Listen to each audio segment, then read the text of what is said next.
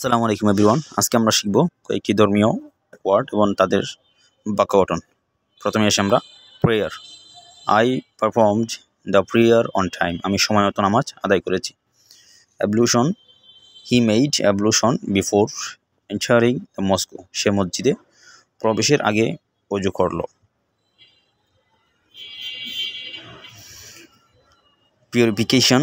Purification is required after major impurity. অর্থাৎ বড় অপবিত্রতার পর গোসল বা পবিত্রতা করা বাধ্যতামূলক। অর্থাৎ অপবিত্র হলে পবিত্রতা অর্জন করতে হবে। Intention. Make your intention before starting the prayer. নামাজ শুরুর আগে নিয়ত করো।